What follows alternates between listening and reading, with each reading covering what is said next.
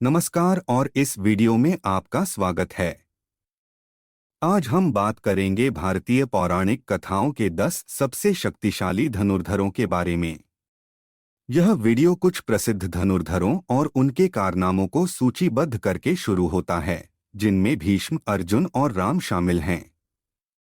Video में उल्लेख किया गया है कि ये धनुर्धर देवताओं को हराने और यहाँ तक कि युद्धों को रोकने के लिए अपने तीरंदाजी कौशल के लिए पर्याप्त शक्तिशाली थे। फिर वीडियो तर्क देता है कि सभी समय का सबसे महान धनुर्धर शिव विनाश का देवता था। इसके पीछे तर्क यह है कि शिव सभी तीरंदाजी ज्ञान और हथियारों का स्रोत हैं। सूची में शामिल सभी अन्य धनुर्धरों ने कहा जाता है कि उन्होंने शिव से या शिव से सीखने वाले किसी व्यक्ति से अपने तीरंदाजी कौशल सीखे थे।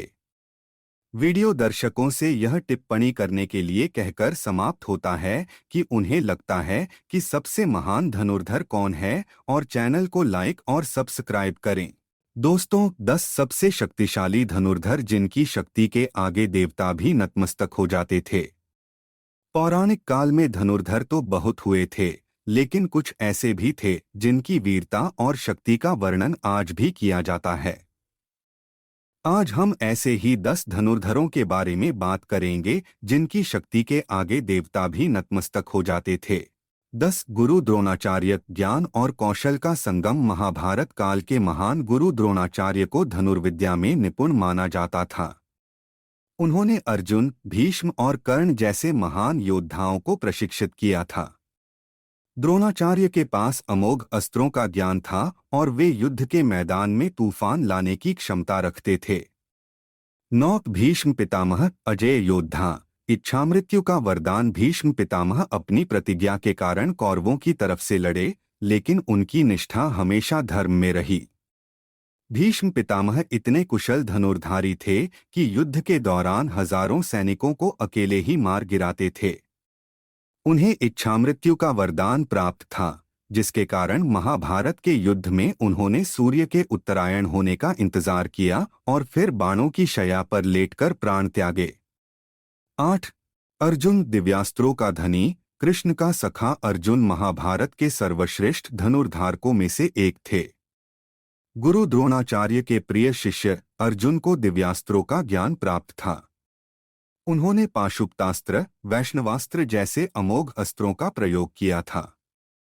द्रौपदी स्वयंवर में लक्ष्य भेदने में अर्जुन अकेले सफल हुए थे। भगवान कृष्ण के मार्गदर्शन में उन्होंने कुरुक्षेत्र के युद्ध में विजय प्राप्त की।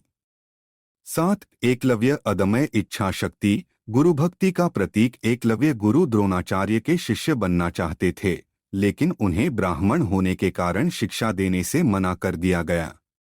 अपनी अदम्य इच्छा शक्ति से एकलव्य ने गुरु द्रोणाचार्य की मूर्ति बनाकर उससे धनुर्विद्या का अभ्यास किया। एक दिन जब द्रोणाचार्य उन्हें वन में अभ्यास करते हुए देखते हैं, तो वे एकलव्य की लगन से प्रभावित होते हैं। लेकिन गुरु दक्षिणा के रूप में एकलव्य का अंगूठा मांग लेते हैं, जिससे उनकी धनुर्विद्या में बाधा आती है। एकलव्य की कथा हमें सिखाती है कि गुरुभक्ति और लगन से कुछ भी हासिल किया जा सकता है।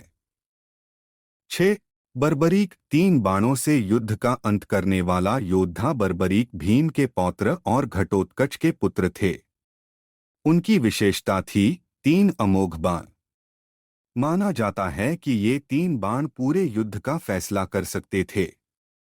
एक बाण से दुश्मन सेना का नाश, दूसरे से अपनी सेना की रक्षा और तीसरे से बचे हुए जीवितों को मार सकते थे।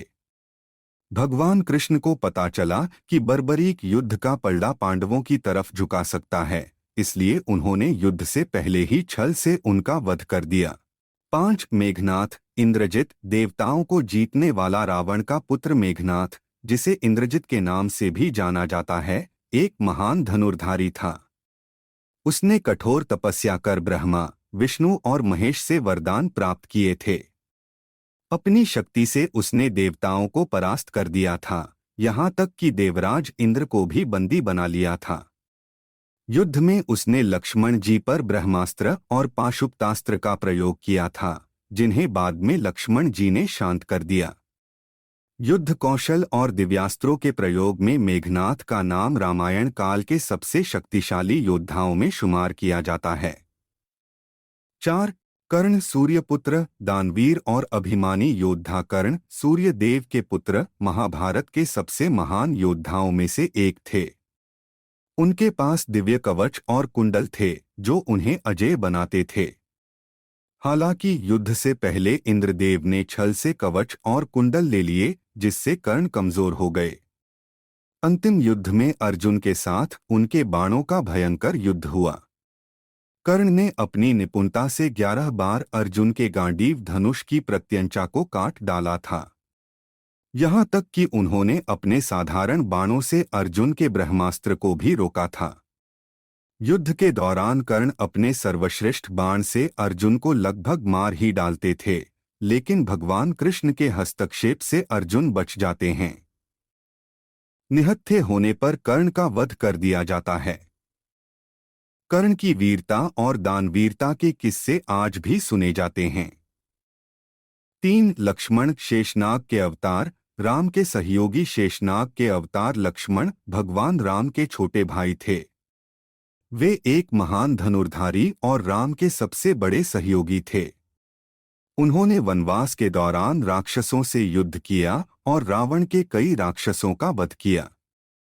उनकी धनुष की प्रत्यंचा इतनी शक्तिशाली थी कि रावण भी लक्ष्मण जी द्वारा बनाई गई सीमा को पार नहीं कर सका।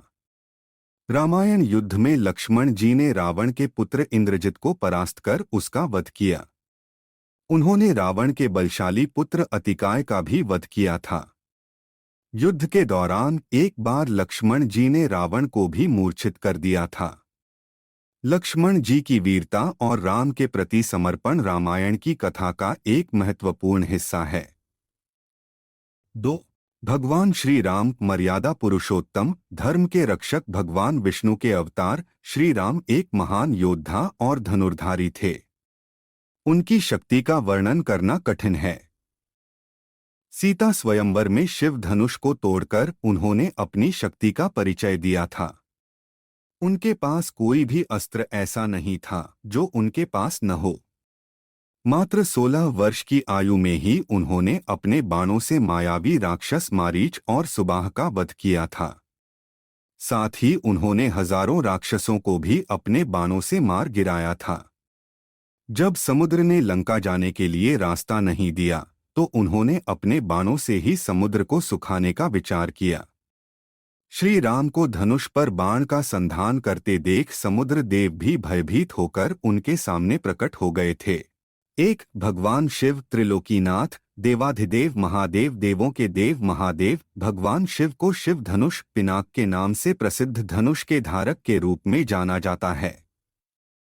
यह धनुष इतना भारी और शक्तिशाली था कि उसे उठाने और चलाने की क्षमता केवल भगवान शिव में ही थी। भगवान शिव का क्रोध विनाशकारी होता है, लेकिन उनका धनुष न सिर्फ विनाश का बल्कि सृष्टि के संतुलन का भी प्रतीक है। इन 10 धनुर्धारियों के अलावा भी हिंदू धर्म ग्रंथों में कई और महान योद्धाओं का वर्णन मिलता है। हर युग में ऐसे धनुर्धारी हुए हैं जिन्होंने अपनी वीरता और धनुर्विद्या से अपना नाम इतिहास में अंकित किया है।